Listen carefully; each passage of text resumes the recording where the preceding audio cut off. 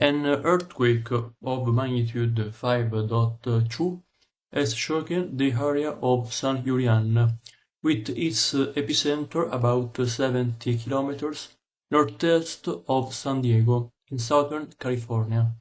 The American Geosseismic Institute (USGS) reported. The main shock at a depth of 13.4 kilometers was followed by several smaller ones at most 3.1, all in the same area. The earthquake was also felt in Los Angeles, always in the United States of America. Well, this is all. Excuse me for my terrible English, but I'm an Italian boy. Thank you everyone.